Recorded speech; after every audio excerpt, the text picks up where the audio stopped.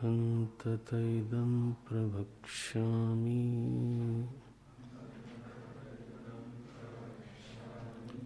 गुह्यं ब्रह्म सनातनम् यथा च मरणं प्राप्य आत्मा भवति गौतम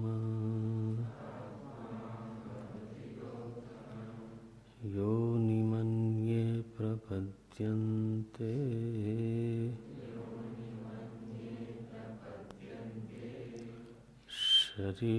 शरीरत्वाय देहिनः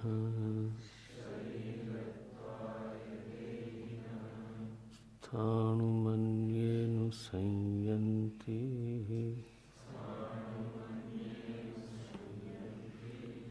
यथा कर्म यथा श्रुतम्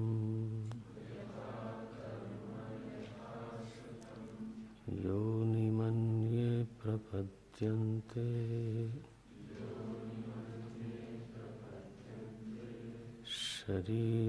शरीरत्वाय देहिनः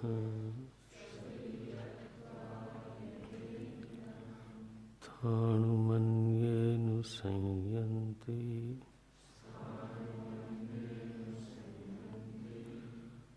यथा कर्म यथा श्रुतम्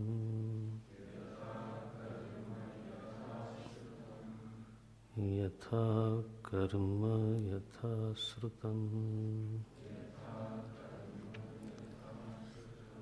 योनिं योनिद्वारं शुक्रबीजसमन्विताः सन्तः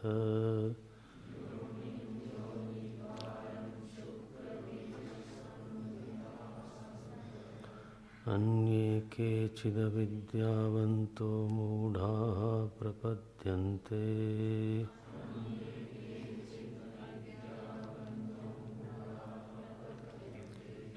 शरीरत्वाय शरीरग्रहणार्थं देहिनो देहवन्तः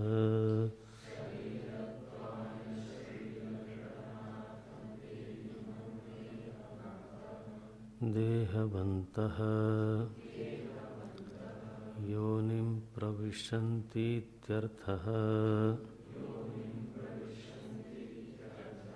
स्थाणुं वृक्षादिस्थावरभावमन्येत्यन्ताधमामरणं प्राप्य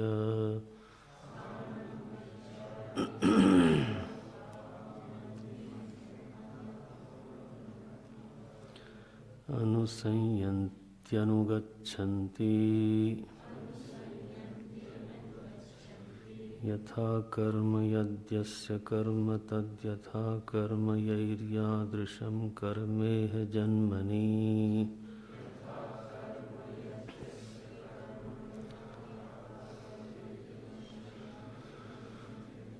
कृतं तद्वशेनेत्येतत् तथा च यथा श्रुतं यादृशं च विज्ञानमुपार्जितम्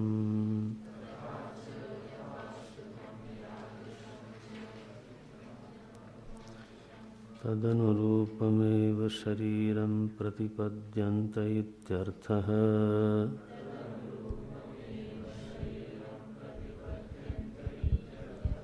यथा प्रज्ञं हि संभवाः इति श्रुत्यन्तरात्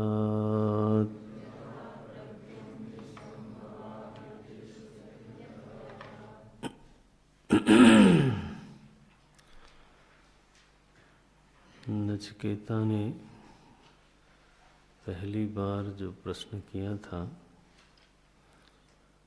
उस प्रश्न से ऐसा ही ध्वनित होता है कि मानो कि वो ये पूछ रहा है कि देह छोड़ने के बाद आत्मा नाम की कोई वस्तु रहती है अथवा नहीं रहती है। ये यम प्रेते विचिकित्सा मनुष्य अस्तीति चैके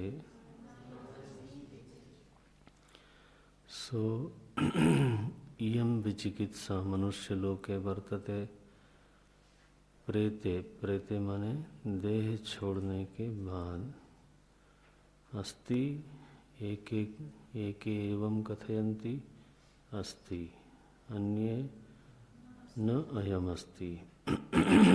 तो मानो कि नचिकेता ये पूछ रहा है यमाचार्य से कि देह छोड़ने के बाद आत्मा का अस्तित्व है या नहीं है, और यही उसकी जिज्ञासा है।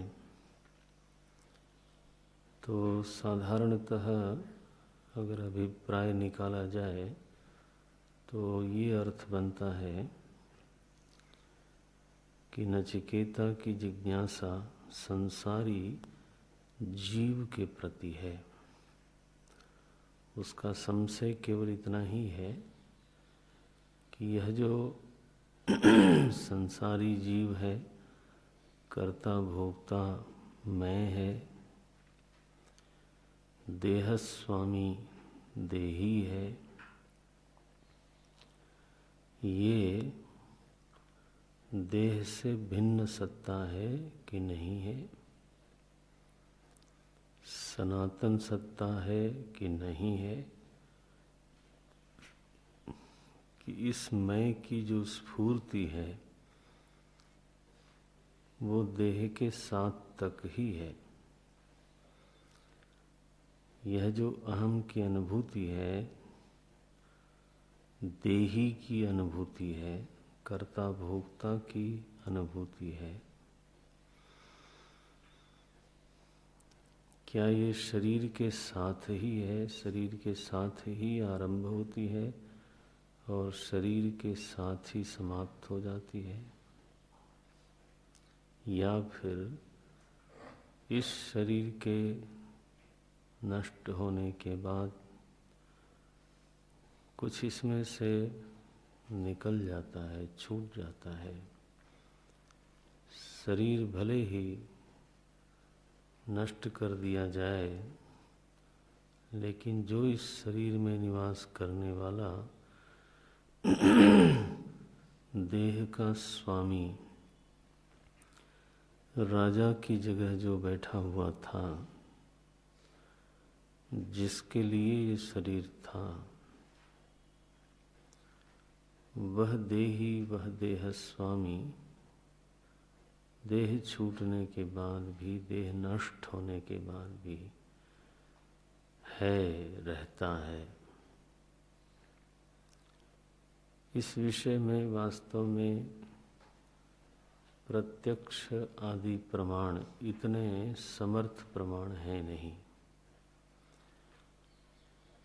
अनुमान प्रमाण के सहारे से, अर्थापत्ति प्रमाण के सहारे से इस विषय का विचार तो किंचित हो सकता है। प्रवीण,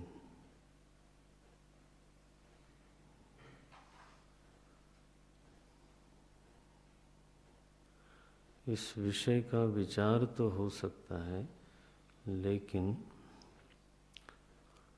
इस विषय का निर्णय नहीं हो सकता।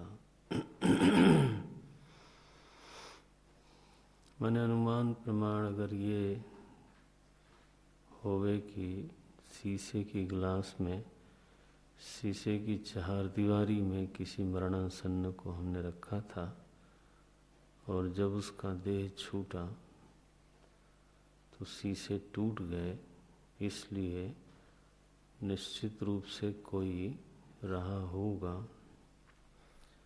जो इस देह को छोड़ करके गया है। इस प्रकार की एक अर्थापत्ति निकलती है, इस प्रकार का एक अनुमान किया जाता है। कौन था वो, कहाँ गया, वो जो जीव इस देह से गया, अब देखो वेदांत की ओर से अथवा दर्शन की ओर से प्रश्न किया जाए तो वह जीव शीशे को भेद नहीं सकता था क्या? तोड़ना जरूरी था क्या? सूक्ष्म शरीर प्रकाश जैसे शीशे में प्रवेश करता है तो शीशे को तोड़ के थोड़ा प्रवेश करता है। शीशे में से बाहर निकलता है तो शीशे को तोड़ के थोड़ा बाहर निकलता है। जो प्रकाश स्थूल है, अगर उसमें इतनी सामर्थ्य है तो जीव जो इंद्रियों से अगोचर है, जीव जो सीधे सीधे सूक्ष्म है, शब्दादि रूप विषय रूप में नहीं है, तो उसको शीशे की गिलास तोड़ने के लिए, शीशे से निकलने के लिए शीशे को तोड़ना जरूरी है। अगर ये प्रतिपक्ष किया जाए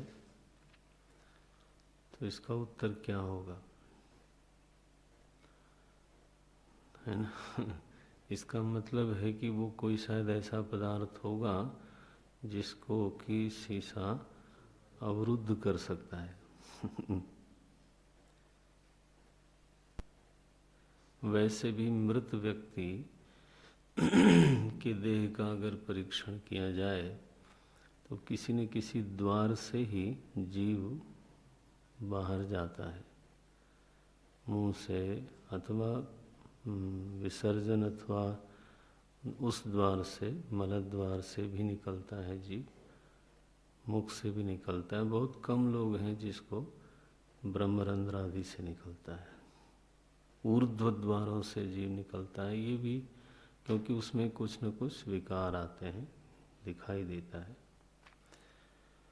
योगियों ने देखा कि जीव को, अपने को ही उन्होंने जब देह से बाहर निकाला तो ब्रह्मरंध्र खुल गया।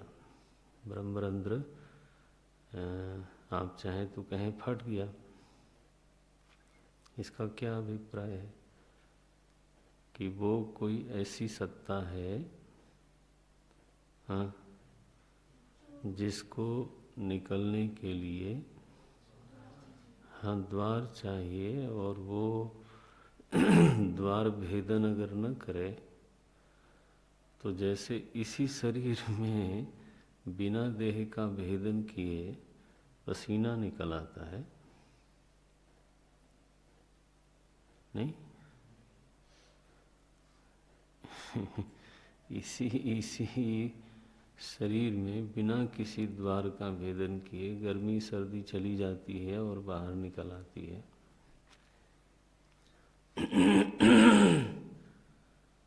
अब विचार करने पर तो ये बातें मन में आती ही हैं। तो जीव को अगर आप अनुमान करोगे इस तरह से तो वह अनुमित ज्ञान क्या होगा कि एक फिर निश्चित रूप से कोई सावयव वस्तु, निश्चित रूप से कोई स्थूल सी वस्तु इस शरीर को जीवित किए बैठी है, और उसको जब निकलना होता है तो उसको कोई द्वार चाहिए, और अगर द्वार बंद हुआ, इवन द्वार खुला हुआ है तो भी निकलते समय उसका भेदन होता है, द्वार का भेदन होता है, मुंह से कुछ निकल जाता है। माने जो लोग नहलाते हैं फिर मृत शरीर को, उनको पता चलता है।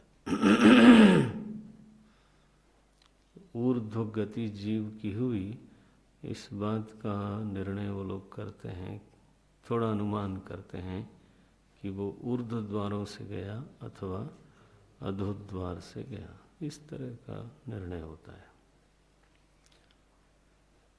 तो असल में किंचित अनुमान हो सकता है, निश्चय नहीं हो सकता।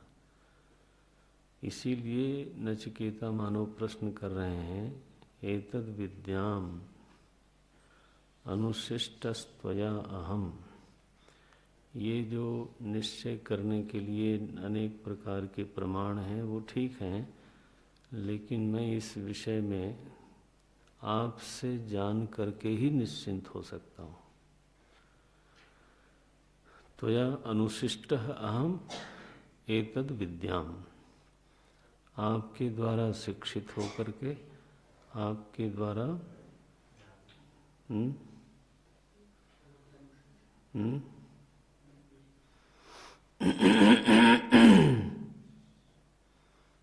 ध्यान नहीं था। आपसे 100% अलर्टनेस की मांग है और देह को इधर उधर चलाने की जरूरत नहीं है। वो जब आप क्लास से उठिए तो चाहे जितनी मर्जी शीर्षासन कर लीजिए, लेकिन यहाँ नहीं। यहाँ आपका ध्यान चाहिए। एतद् विद्याम अनुशिष्टः, मैंने कहा आपसे जान कर, आपसे शिक्षित होकर के। तो चूंकि चित्त कहीं और गया हुआ है, इसलिए फिर अनुमान करते हो।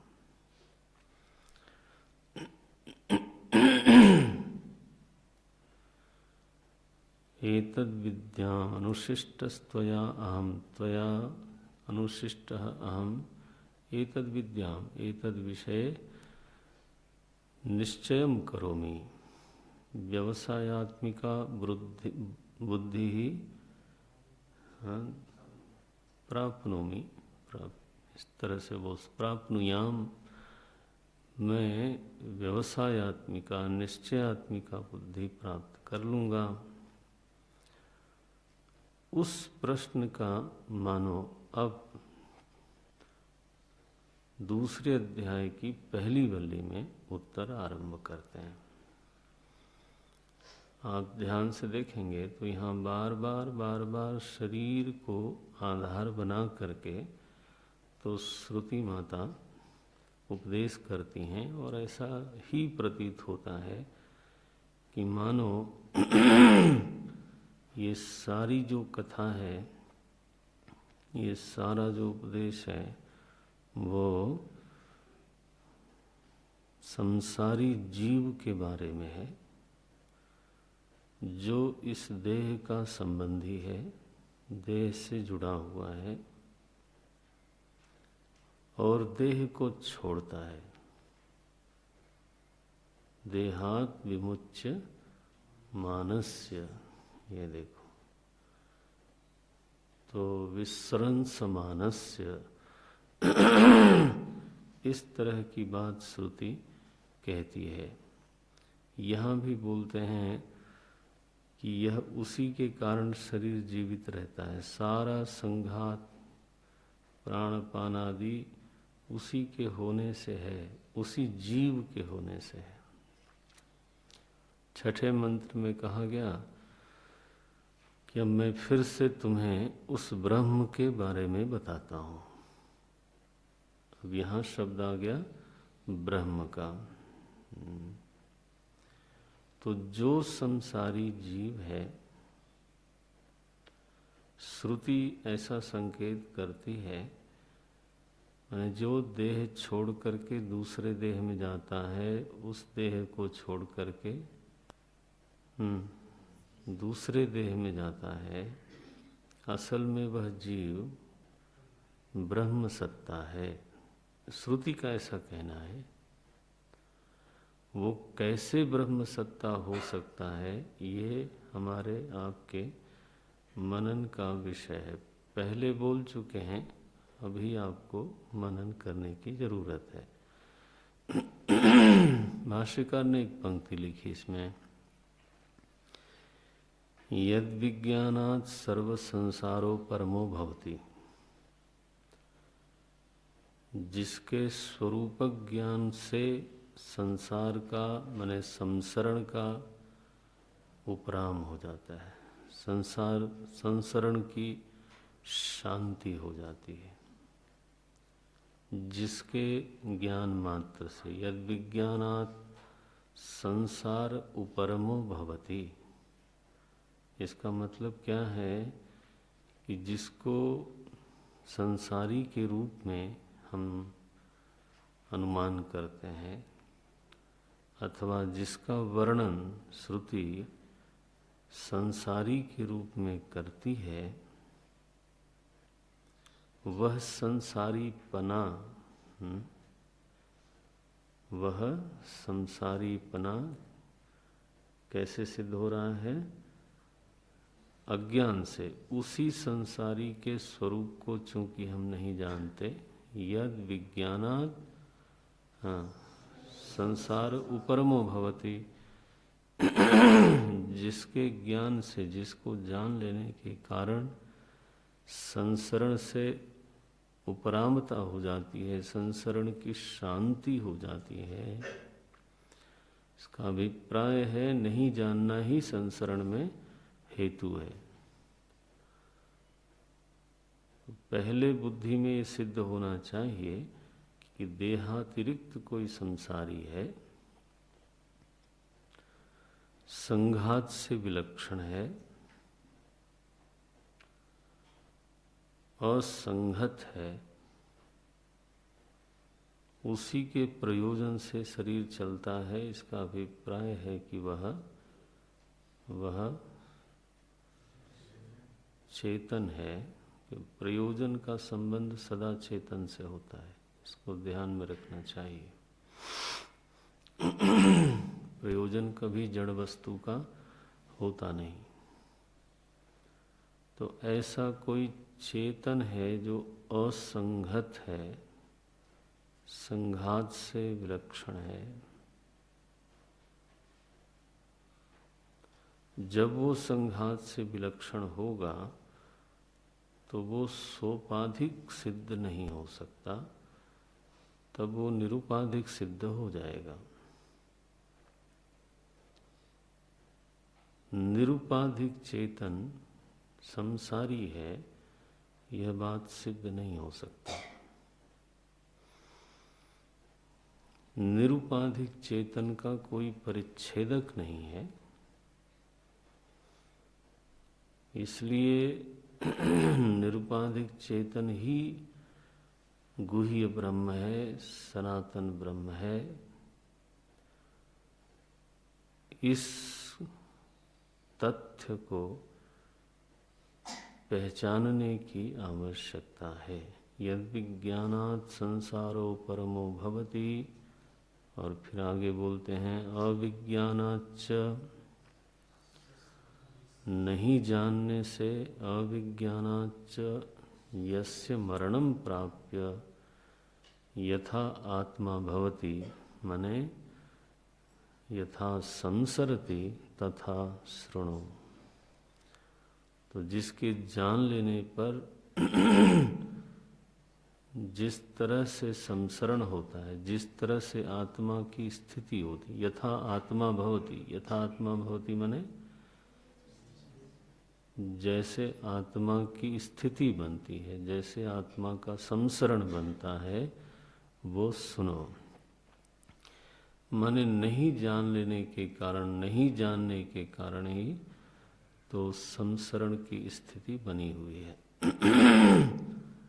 अब संसरण का भी एक विज्ञान है, वैसे वो अविद्या सिद्ध है। संसरण भले ही आविद्यक हो, लेकिन उस आविद्यक स्थिति में भी एक विज्ञान है, एक नियम है। संसरण का भी एक व्याकरण है। कैसे संसरण होता है बोलते हैं। अब देखो, ये संसरण को स्वीकार करके फिर उस संसरण के नियम का निरूपण करते हैं। अन्ये योनिम प्रपद्यन्ते,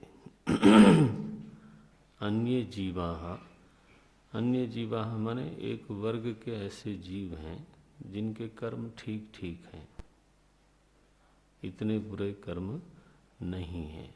तो वो पिता के देह में प्रवेश करते हैं और फिर शुक्र से समन्वित होकर के,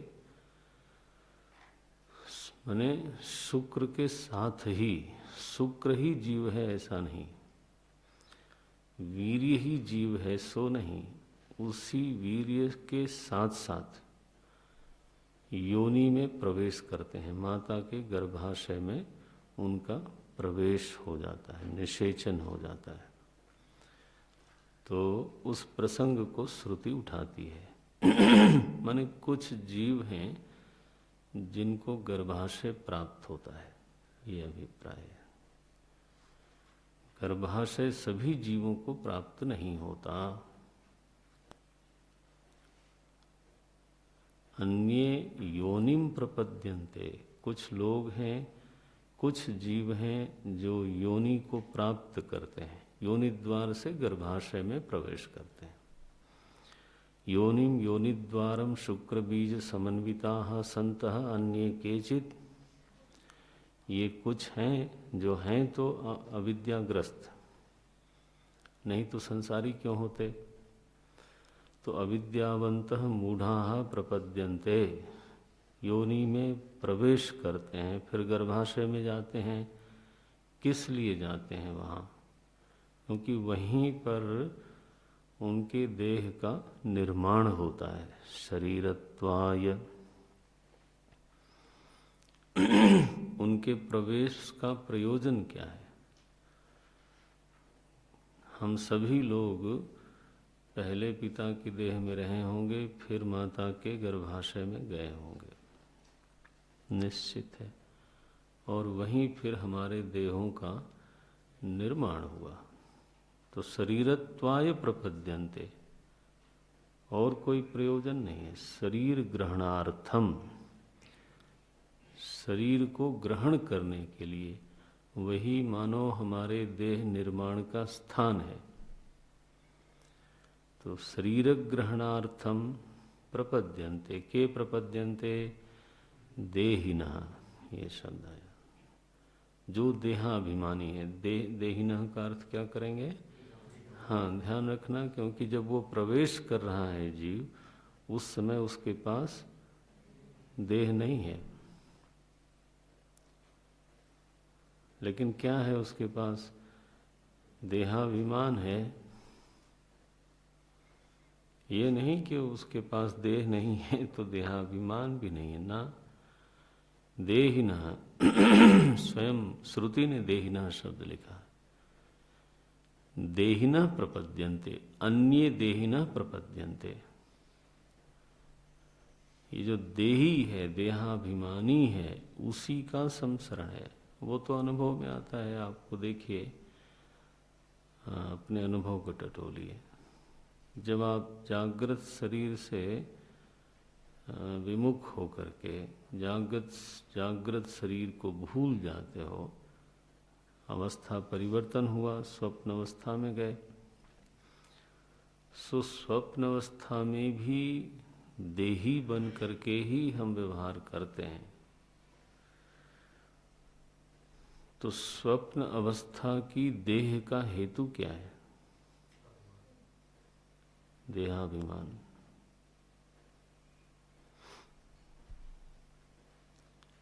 स्वप्न अवस्था में जीव गया, यहाँ के पांच भौतिक शरीर को छोड़ के गया,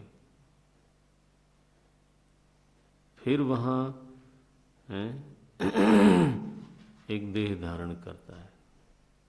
धारण करने की प्रक्रिया भी होती नहीं वहाँ पर।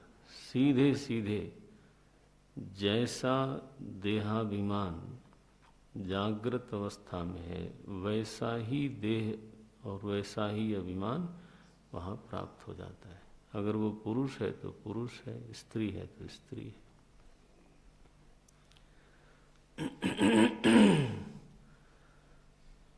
अगर वो युवा है तो युवा है। तो आप देखो ये किस तरह की घटना घटती है। केवल अभिमान के कारण वहाँ देह का निर्माण हो जाता है।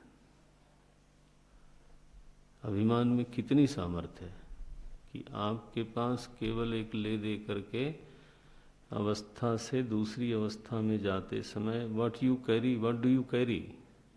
अभिमान। ठीक है ना। बस उस अभिमान के परिणाम स्वरूप मुझे मेरा शरीर मिल जाता है। इतना ही नहीं, उसी अभिमान के परिणाम स्वरूप वहाँ मेरा घर मिल जाता है और गणेश जी की इच्छा पूरी हो जाती है, मेरा घर हो और जगह सिद्धबाड़ी की हो।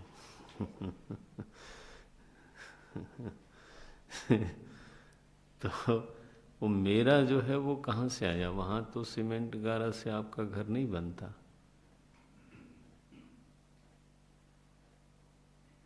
बोलो, वहाँ जो घर आपको दिखाई दिया और आपने कहा कि ये मेरा घर है, तो ये मेरा घर वहाँ आपको कैसे प्राप्त हुआ? वी कैरी ओनली द गृहाभिमान। अगर वो जेन्युइन ममता है, जेन्युइन कह रहा हूँ, जिसको हमने कर्म से कमाया है, तो वह अभिमान लेकर के चाहे आप कहीं भी चले जाओ, सारी चीज़ें वैसे ही प्राप्त हो जाएंगी। इस बात के लिए जो प्रमाण है वो आपका स्वप्न है। स्वप्न में ये बात ठीक है कि राजा कोई रंक हो जाए, लेकिन उस रंक होने के बाद उसको दुख इसी बात का होगा कि मैं पहले राजा था। तो व्हाट डज ही कैरी? नृपाभिमान। राजा का अभिमान। हाँ, और प्रायः ऐसा नहीं होगा, प्रायः ऐसा ही होगा कि राजा राजा ही वहाँ होगा।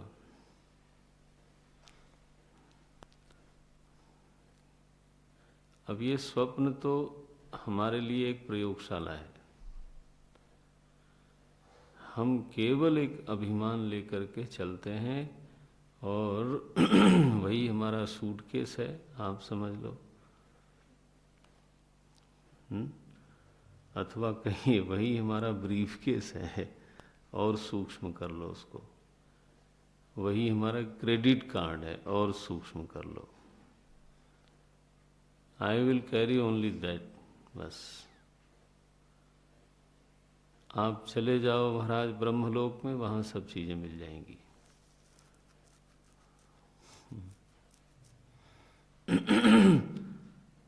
इस देह को छोड़ देने में कोई डरने की बात नहीं है। सारी चीज जो जो आपका कर्म जनित उचित अभिमान है, उस अभिमान के कारण वो सब चीजें वैसी की वैसी मिलने वाली है। नारायण। अपराधी लोग स्वप्न में अपने को पुलिस से घिरा हुआ पाते हैं। क्या न वहाँ पुलिस है, न वहाँ पर कुछ है, लेकिन नारायण, क्योंकि उनके चित्त में हमेशा पुलिस पीछे पड़ी रहती है। अभिमान क्या बना? अहम अपराधी। जागृत में जो कमाई करी, जिस अभिमान की कमाई करी उन्होंने, वो अभिमान ये नहीं है कि अहम संत, अहम साधु। उन्होंने कमाई ये करी कि मैं एक अपराधी हूँ और अपराधी के नाते पुलिस तो मेरे पीछे आनी चाहिए स्वागत के लिए। तो अब यह जो चित्त की स्थिति बनी वो संक्रमित हो जाती है स्वप्न में भी।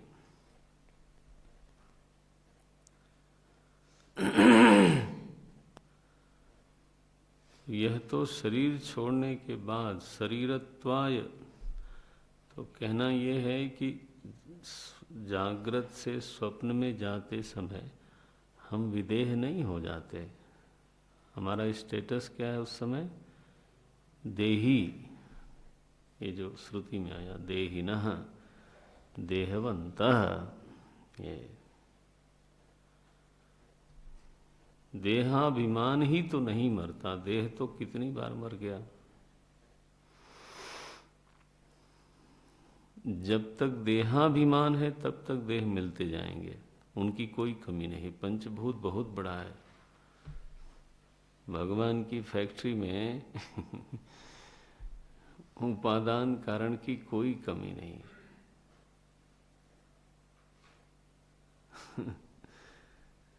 और उनको कुछ करना नहीं होता, बड़ा सिस्टम जबरदस्त बना रखा है उन्होंने। तो ये जीव जो है, देही नाम का जीव, इसमें दो वर्ग बनाए श्रुति ने।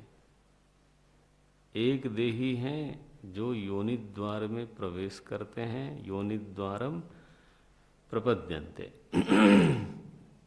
किमर्थम प्रपद्यन्ते? शरीरत्वाय, शरीर ग्रहणार्थम देहिनः देहवन्तः योनिम प्रविशन्ति इत्यर्थः। अच्छा, दूसरे हैं, दूसरे जीव हैं जो वहाँ प्रवेश नहीं करते, न पिता के शरीर में गए, न योनि द्वार से गर्भाशय में गए। हाँ, ये सीधे महाराज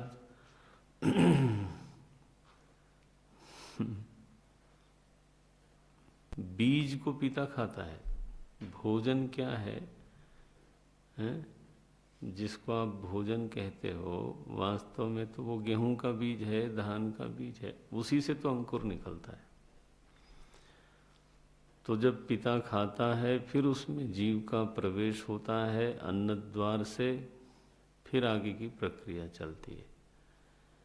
यहाँ कहते हैं कि वो बीज किसी के शरीर में जाए अथवा बीज के सहारे जीव किसी शरीर में जाए, इतना भाग्य सबका नहीं होता। अन्ये स्थाणुम प्रपद्यन्ते। स्थाणुम का अर्थ क्या है? वृक्षादि स्थावर भावम। कोई जीव है जो वहीं बीज ही अंकुरित हो जाता है। वो प्रक्रिया में गया नहीं, बीज ही अंकुरित होकर के अपने देह को प्राप्त कर लेता है। बीज में, ऐसे बोले तो ज़्यादा अच्छा है, बीज में विद्यमान जो देही है ना, बीज में ही वो देही विद्यमान है। तो विद्यमान जो देही है वो वहीं अंकुरित होकर के भूमि के सहारे अपने देह को प्राप्त कर लेता है। वो कैसा देह होता है? स्थावर। स्थावर माने स्थावर माने न चलती, ये स्थित रहता है। उसके पैर मानो बेड़ियों से जकड़ दिए गए हैं, ऐसा ही वर्णन मिलता है पढ़ने को। जिन जीवों को हम वृक्षादि के रूप में देखते हैं, उनकी स्थिति क्या है? अगर बगल में पानी होगा और मानो उनको प्यास लगी होगी, हैं, दे कांट मूव। आधा किलोमीटर मानो तालाब है और यहाँ पौधा सूख रहा है। आप तो चले जाते हो ना, आपके पैर खुले हुए हैं, उनके पैर ओहो वहीं बद्ध हैं बिल्कुल। पता नहीं जेल में यहीं से कॉन्सेप्ट ली थी क्या, पैर में बेड़ी लगा देते हैं। कैदियों को स्थावर ही तो बना देते हैं। अब जरा सोचो आप कि ये जो जीव है जो वृक्ष आदि के रूप में है, ये तो यमाचार्य के जेल खाने में चला गया एक तरह से।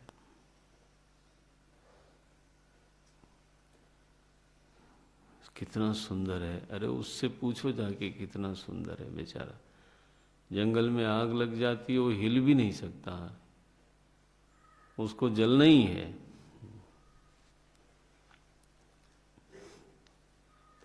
वो पाइन के जो पेड़ हैं चीड़ के, उसमें से वो निकालते हैं ना, विरोजा बोलते हैं उसको। बताओ, सबको घाव करके रखता है वो।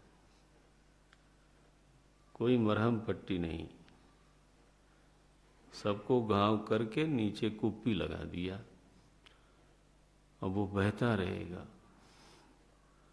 और ज़्यादा बहाने के लिए टेक्निक अपनाई जाती है, ऐसे ऐसे कट लगाए जाते हैं। अब अगली बार ऐसी तैयारी तो नहीं होनी चाहिए हम लोगों की कि कोई ऐसे कट लगाता रहे और हैं जी, कृपा करो मालिक। कम से कम अन्य जो पहले वाला अन्य है, आप समझते हो कितना फर्क हो गया। बोलते हैं ऐसा नहीं कि जीव की यह प्रक्रिया श्रुति नहीं बता रही है। अब देखो कितने जीव हैं जो बीज भाव में भी नहीं जाते, वो उसी वृक्ष की किसी शाखा का आश्रय लेकर के अपना देह प्राप्त कर लेते हैं। जैसे वट वृक्ष आदि है, उसकी शाखा लगाते पकड़ लेता है। तो ये न समझना कि यहाँ जीव नहीं है। जीव किसका आश्रय लेकर के अपनी देह को प्राप्त करता है। आश्रय तो स्थूल दिखता है, चाहे वीर्य हो वो भी स्थूल है, नेत्र गोचर है। चाहे बीज हो वो भी नेत्र गोचर है। चाहे वो है शाखा हो वो भी नेत्र गोचर है। आश्रय ही तो ले रहा है ना जीव, किसी का आश्रय लेकर।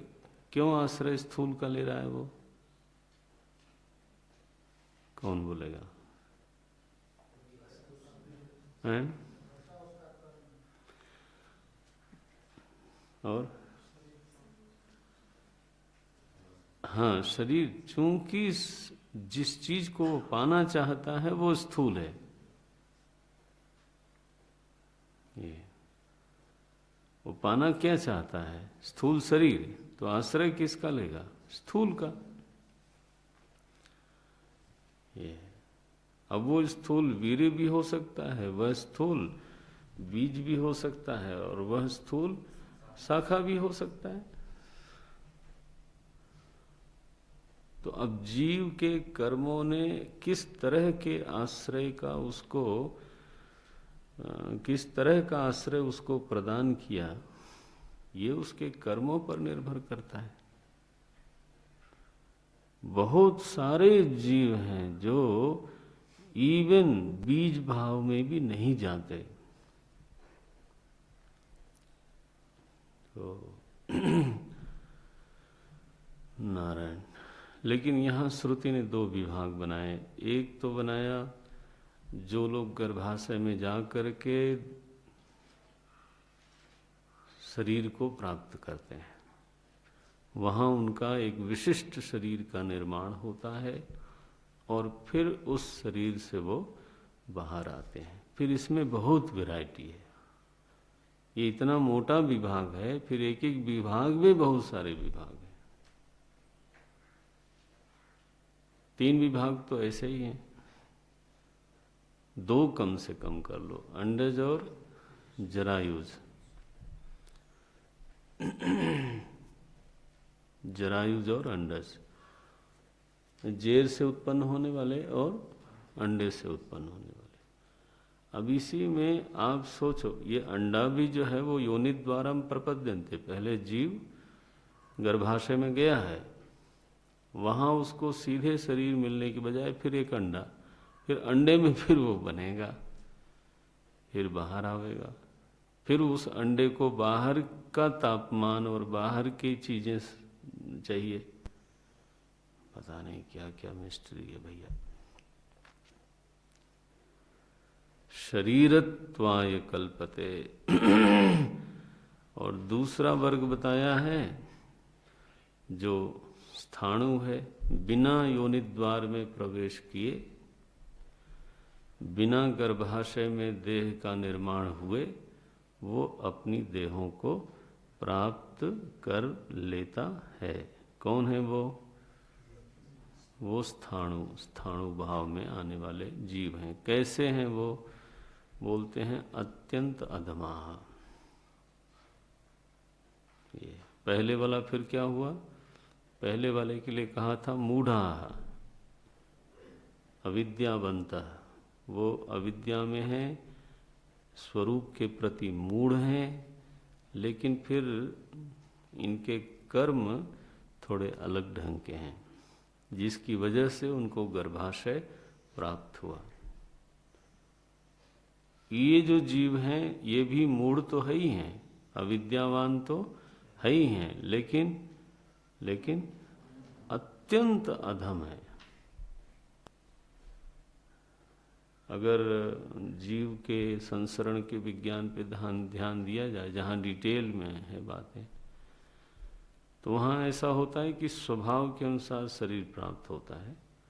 तो जो लोग घोर प्रमादी हैं, घोर तामसिक हैं, माने उनकी बुद्धि में जड़ता अतिशय है,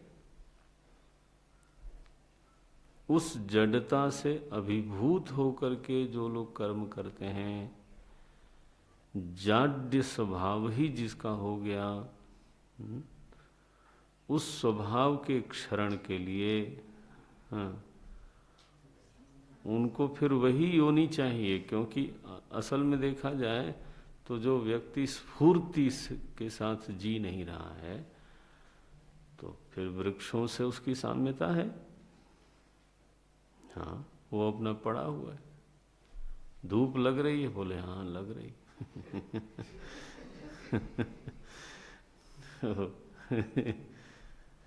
आलसियों के बारे में कहा जाता, मक्खी नहीं उड़ा सकते अपनी नाक से। किसी को बुलाते हैं, एक दो सोए हुए थे, तो बोले, एक ने कहा मेरे नाक पे मक्खी बैठी है, इसने हमारे नाक को एयरपोर्ट समझ रखा है, बार बार टेक ऑफ करती है और लैंड करती है, इसको जरा उड़ाओ। वो कई बार बोला, वो चुप था।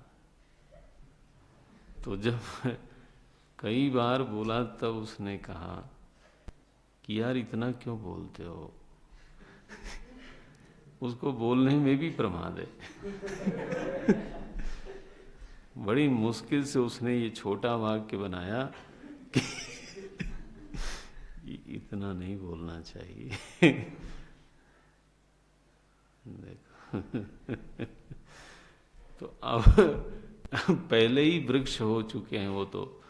अगर देखा जाए तो पहले ही स्थावर हैं।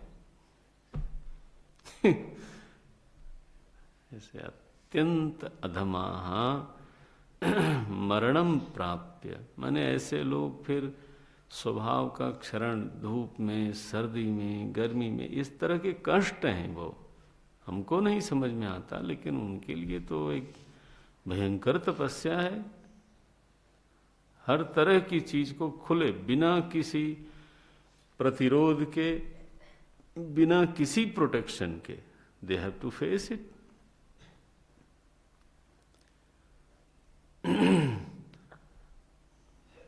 ये तो कैसे जाते हैं भाई, ये एक किसके कारण किसी को योनि में प्रवेश मिलता है और किसी को सीधे सीधे वृक्षादि योनि प्राप्त होती है। क्यों, कारण कौन है, कसौटी क्या है? बोलते हैं यथा कर्म यथा श्रुतम। अब देखो, ये संसरण का व्याकरण है। संसरण अवश्यम भावी है, चाहे इस तरफ हो चाहे उस तरफ हो। उस संसरण की स्थिति क्या होगी जीव की, ये निर्भर करता है कि उसने कर्म क्या किया है और जीवन पूरा होते समय उसका स्वभाव क्या है, उसका ज्ञान क्या है। श्रुतम शब्द का अर्थ है उसका ज्ञान क्या है, किस तरह की मान्यताएं उसकी बनी। ज्ञान का अभिप्राय क्या लेंगे यहाँ पर? मान्यताएं, कॉन्सेप्ट्स, नोशंस। अगर उसका नोशन मान लो ये है कि चालाकी जीवन में सबसे बड़ी चीज है, तब लोमड़ी बन जाएगा वो, पक्का है।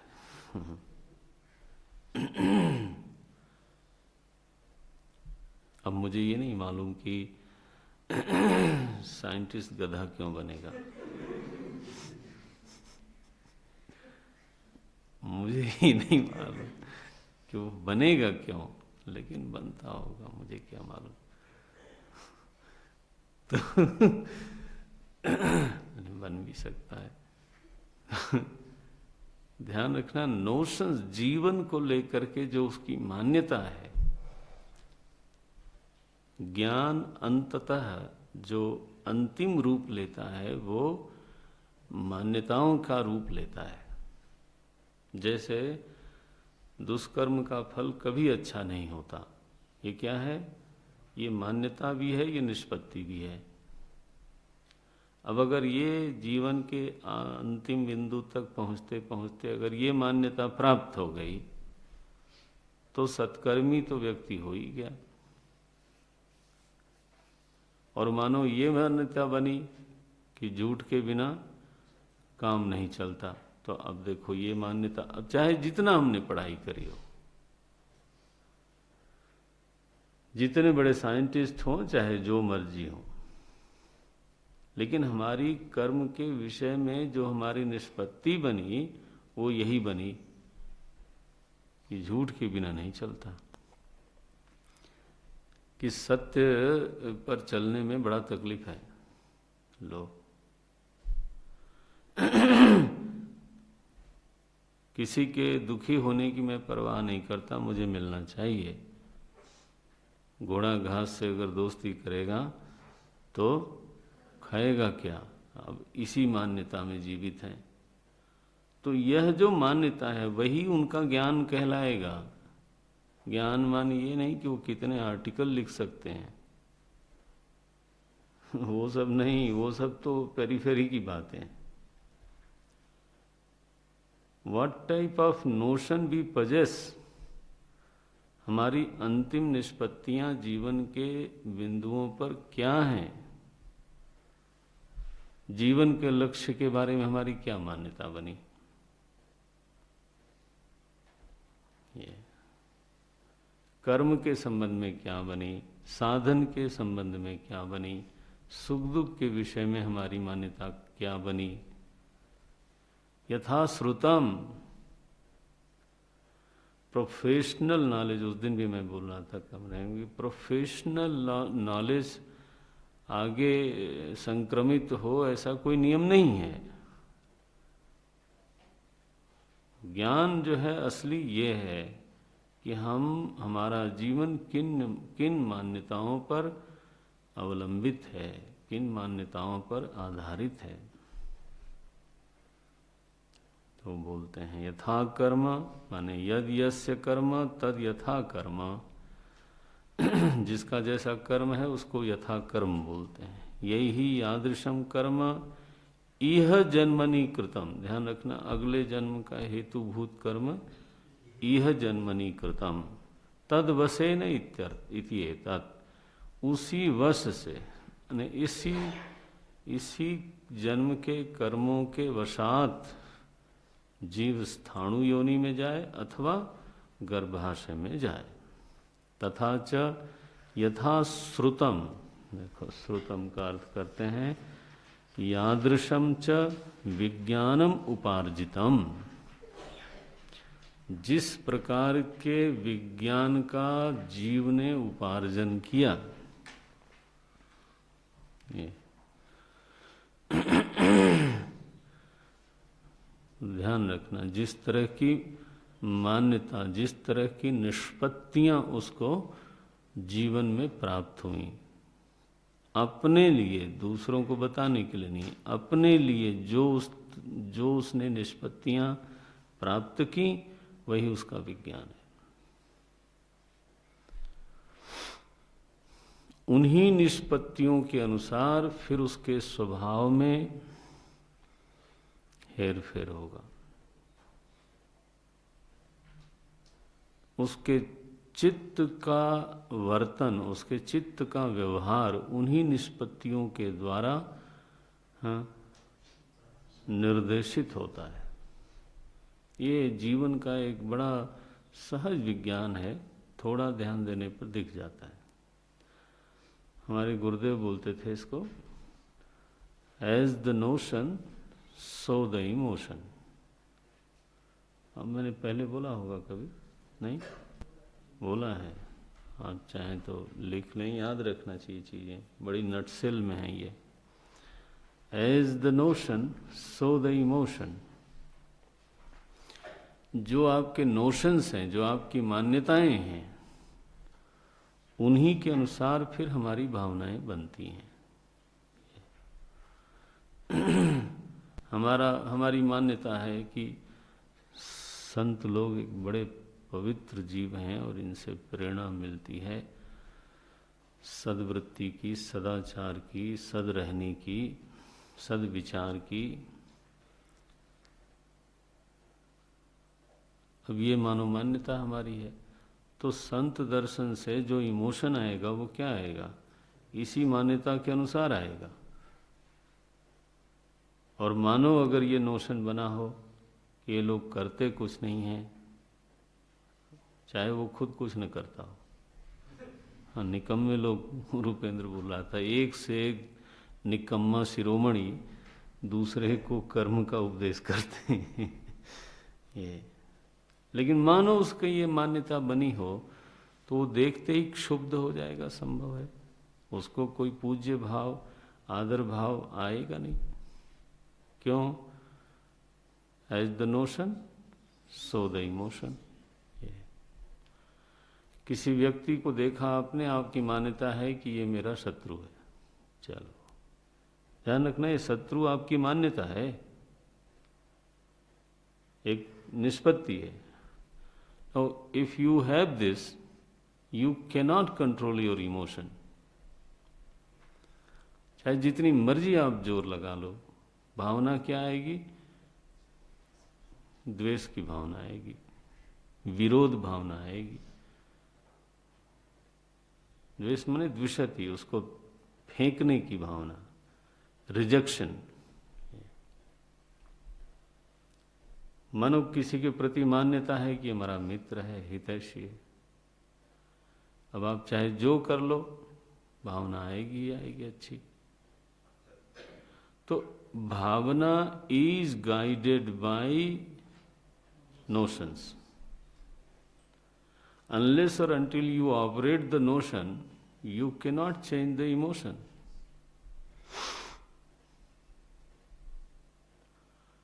प्रायः हम परेशान तो होते हैं इमोशन से, इसलिए हम चाहते हैं ऑपरेट करना इमोशन को, और we don't touch even we don't touch the emotion, जबकि असली स्विच उधर है। तो मान्यताओं के आधार पर फिर भावना, फिर चित्त का व्यवहार, और उसी हिसाब से स्वभाव बन जाता है।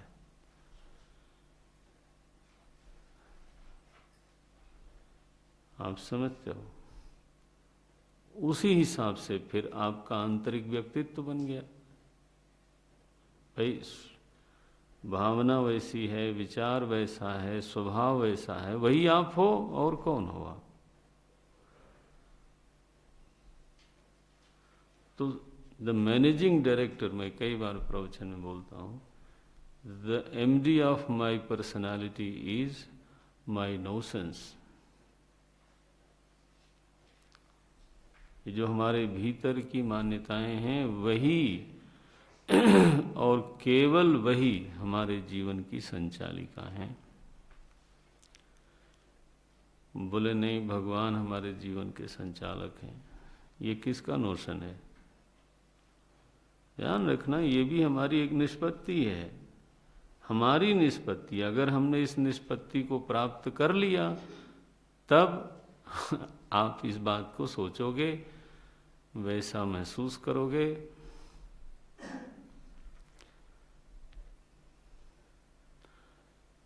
निष्पत्ति आपकी क्या है? जीवन का संचालक समाज है, करो, फिर समाज के पीछे जाओ।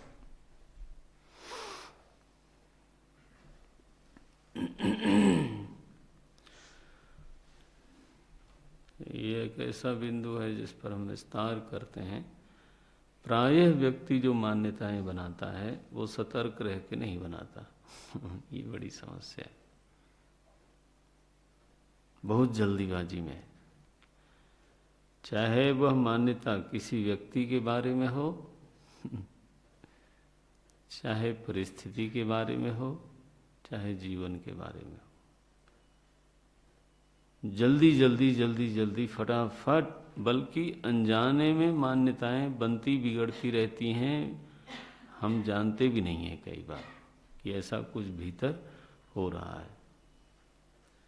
जो सावधान लोग हैं वो बिल्कुल सतर्क रहते हैं। मान्यता बनने की एक प्रक्रिया पूरी होनी चाहिए, तभी बनने देते हैं वो। इसमें सबसे बड़ा हेतु बनता है संग, स्वाध्याय। हमारा स्वाध्याय क्या है, सोर्स ऑफ इंफॉर्मेशन क्या है, बहुत बड़ा हेतु है। पंजाब केसरी के आधार पे मान्यता बनाने लग जाएं, स्टार न्यूज़ के आधार पर मान्यता बनाने लग जाएं तो नहीं बनेगा, उसमें गलतियां भी हो सकती हैं। अगर तो हमारी मान्यताएं सत्पुरुषों के संग से बनती हों, और यदि हमारी मान्यताएं प्रामाणिक शास्त्रों के आधार पर बनती हों,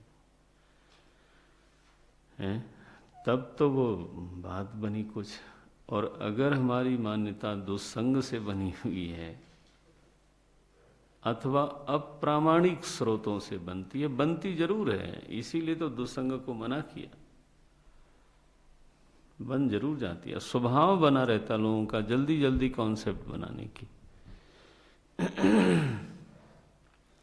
ध्यान रखना चाहिए, अगले शरीर का वो हेतु बन जाएगा, क्योंकि न केवल स्वभाव का हेतु बनेगा, न केवल व्यवहार का हेतु बनेगा, बल्कि अगले शरीर का वही हेतु बन जाएगा।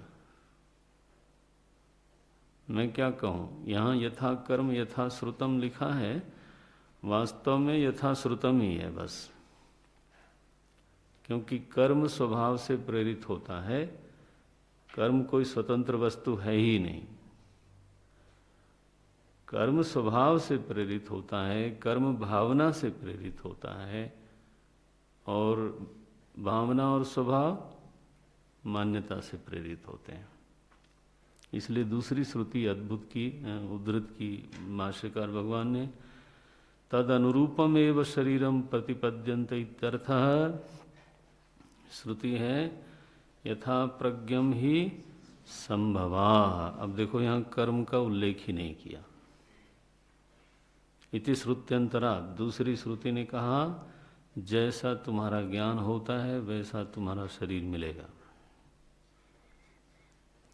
बहुत सुंदर पंक्ति है ये, यथा यथा प्रज्ञम ही संभवा। यहाँ देखो कर्मवाद का उल्लेख करना आवश्यक नहीं माना श्रुति ने। जैसा तुम्हारा ज्ञान है बस, लेकिन ध्यान रखना ज्ञान है। इस श्रुति में, कठोपनिषद की श्रुति में कहा यथा श्रुतम, तैत्रीय आरण्यक में कहा प्रज्ञम। हाँ, यथा श्रुतम नहीं बल्कि प्रज्ञम, सुनने से नहीं, सुनने का अभिप्राय है सुन सुन करके जो तुम्हारी निष्पत्ति बनी, वह निष्पत्ति स्वभाव में हेतु है, वह निष्पत्ति व्यवहार में हेतु है, वह निष्पत्ति ही हमारी भावना में हेतु है, और वही निष्पत्ति फिर हमारे कर्म में हेतु है, और फिर वही निष्पत्ति अगले शरीर में हेतु है। बस ये है।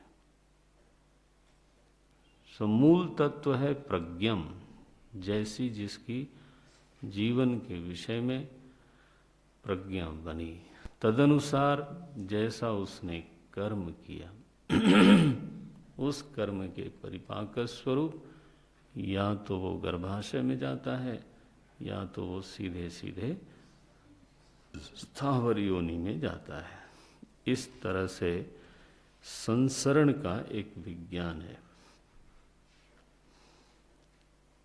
मूल हेतु उसका माने संसरण कैसा होगा इसका हेतु है यथा कर्म यथा श्रुतम, लेकिन संसरण क्यों होगा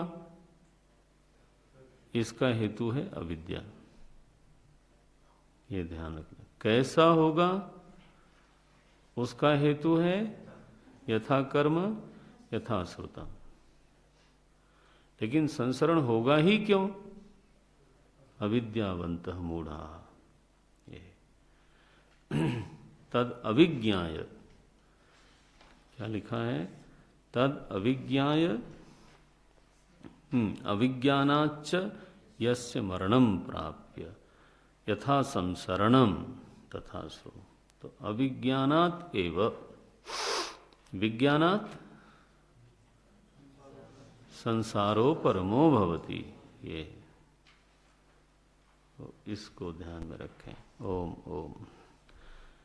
संसरण क्यों एक प्रश्न है, और संसरण कैसा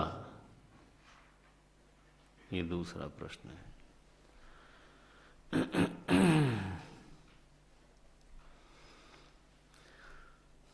ओम पूर्णमदः पूर्णमिदं पूर्णात् पूर्णमुदच्यते पूर्णस्य पूर्णमादाय पूर्णमेवावशिष्यते। ओम शांति शांति शांति।